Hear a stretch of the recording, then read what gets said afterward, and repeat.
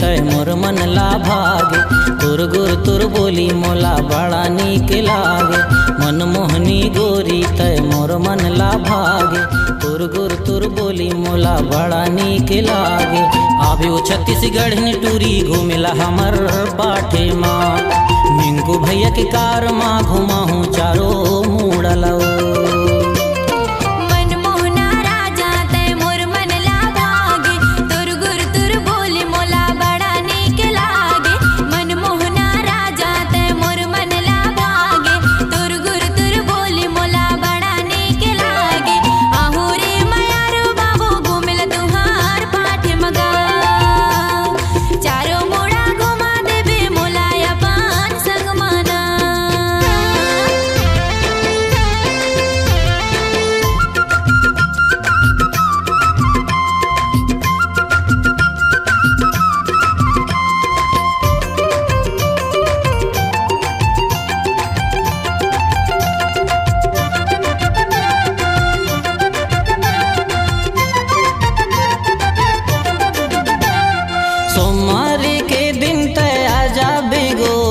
लगते सहपुरा के बाजार।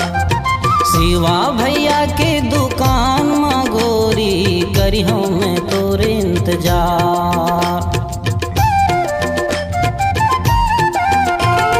सोमवार के दिन तय आ जाबे गोरी लगते सहपुरा के बाजार।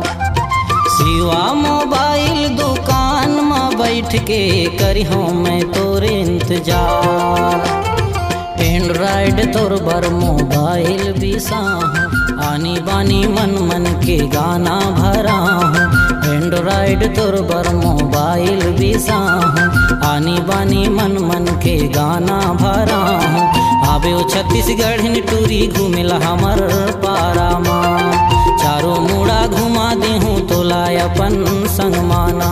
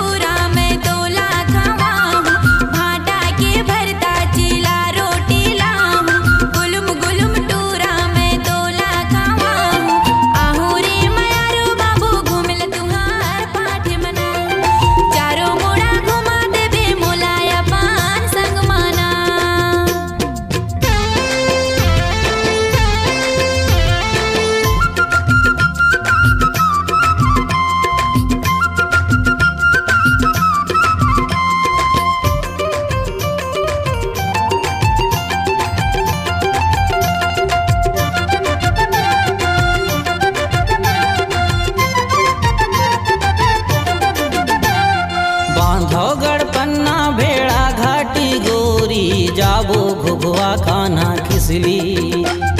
काला हिरन में दिखा हूँ वो तोला कारो पानी डिंडौरी।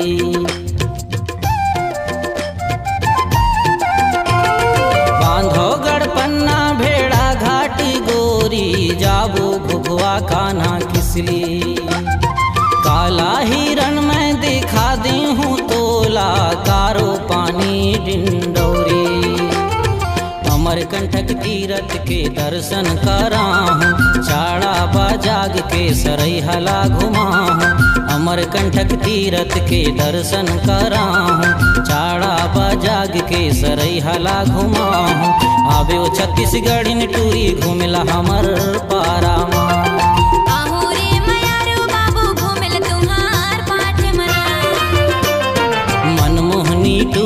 तय मोर मन ला भागे। तुर गुर तुर बोली मोला बड़ा नीक लागे। मनमोहनी डूरी तय मोर मन ला भागे। तुर गुर तुर बोली मोला बड़ा नीक लागे। अबे वो छत्तीसगढ़ी ने टूरी घूमिला हमर पाठे माँ, बिंकू भैया के कार